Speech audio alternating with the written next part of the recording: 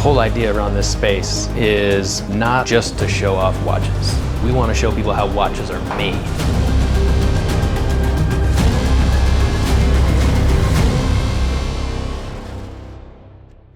Oh man, you are in for a treat today. We're in Nashville at the Weiss Watchmaking facility. Like, this is the craziest thing.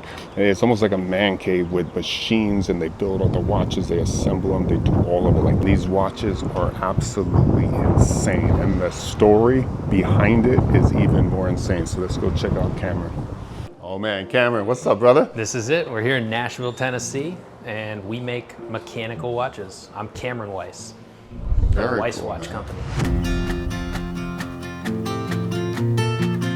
So with watchmaking, one of the toughest things I've found as far as manufacturing goes here is finding tools small enough, and watchmaking is not a big industry here in the US. And that's a challenge. Most of the time we send a printout and it's like, oh, we don't make anything that can cut that part. Those features are too small. I imagine Horn ends up being like a great partner, right? Right, for these micro tools. And this is actually a large part for a watch. But I got to see you live. That's awesome. Really inspiring Thank you. speech. Now we're in the shop.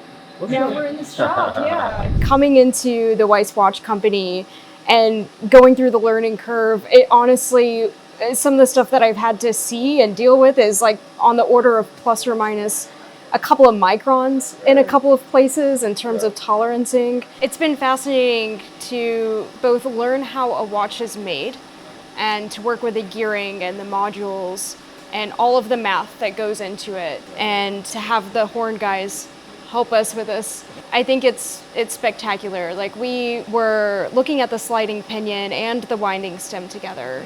One of the special tools that we wanted to make, it was too small or too large of a radius, and we ended up working together to find a better solution.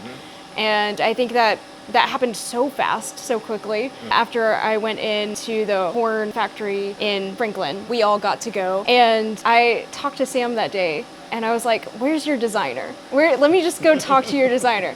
He took me downstairs to Scott. I got to meet Scott, and I just showed him my print, and I was like, look, there's a lot more flexibility here. This is all preliminary, and I need your help to make it. And it was very fast. This is the sliding pinion. Yeah, and this is so actually big, how and then large. It's right there. Yeah. That is so crazy. So when Kara brought this to us and I looked at it, I was like, oh yeah, we can do this. Then I got home and I seen that it's a lot smaller than I thought. Yeah. So we went through the design process, quoted it, got everything ready to go. This actually qualified for our Geenline, which made the turnaround real fast. Yeah, okay, 5 days. 5 days, yeah, after design. So that's how we was able to get that done. So we was able to take and actually create this feature right here for that. And the teeth on this are a special form. Yep. So it's not something you can really buy from anybody. Right. Yeah, it's full-blown special.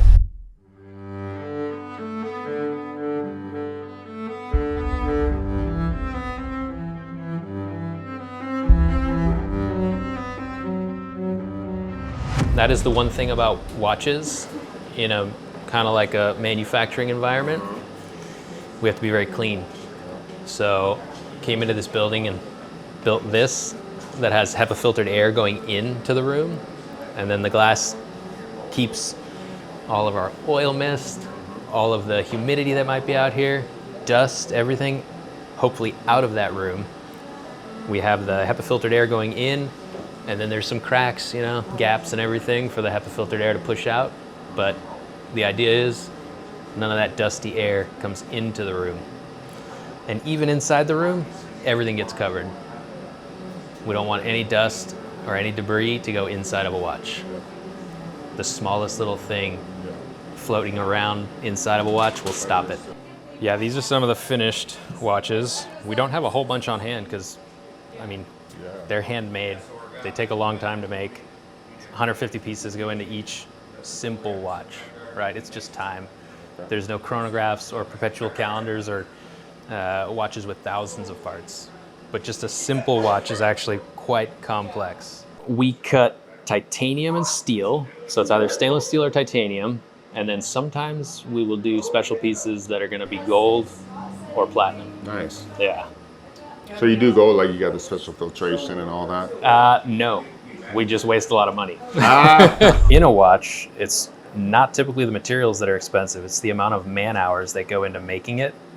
Right, we have 440 stainless steel in there. We got some brass. The brass is plated with a rhodium plating, so that's why these plates look white instead of being brass colored. Then you've got some sapphire jewels in there, and that's really it. There's not a lot of precious metal in the movement itself. So if you don't have a gold case here, really the value comes from the number of hours, right? The number of hours to design, to machine, to hand finish. The parts don't just come out of the machine and go into a watch. Everything has to be hand finished.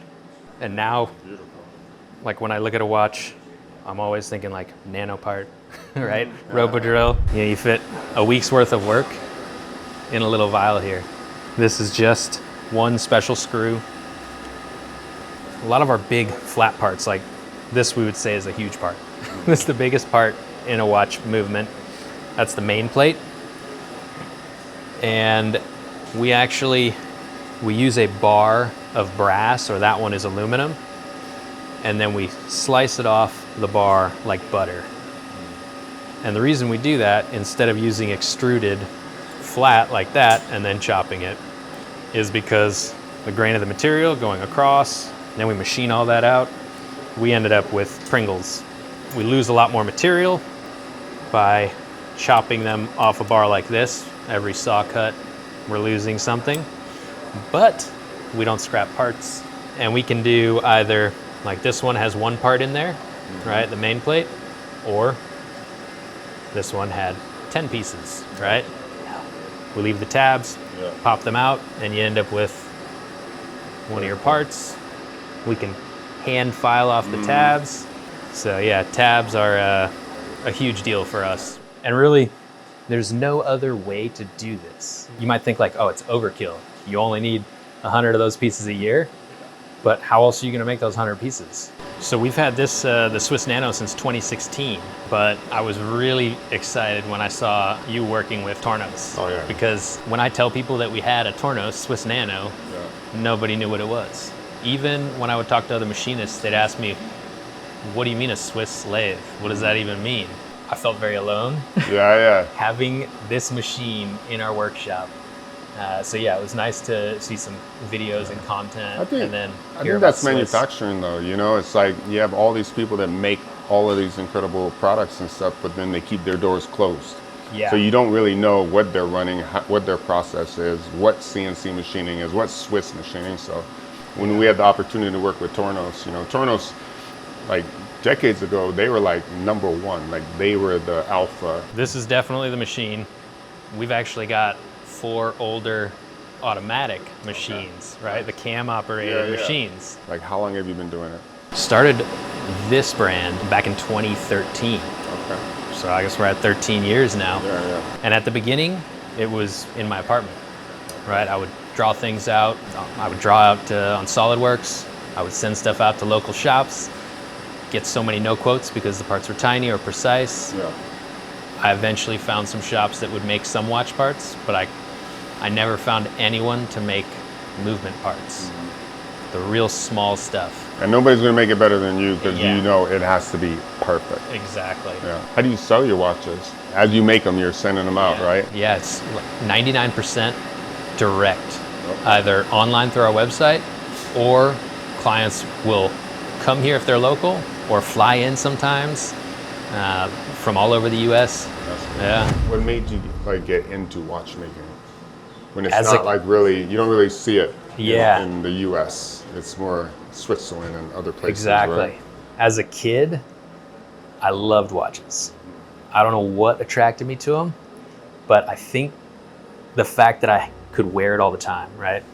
Whether I'm going to the beach, whether I'm at a friend's house, whether I'm at school, it's just with you all the time. So you become pretty attached to it.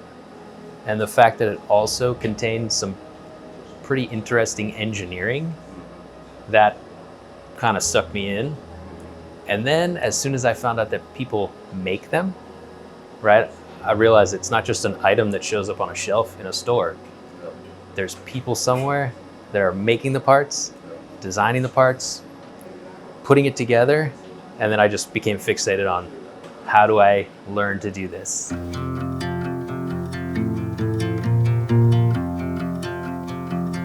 One thing that's super cool about this job is that it's not just making the part, right? We don't just make the part and send it off. We own the whole production. We make the part and then we get to put it into a watch.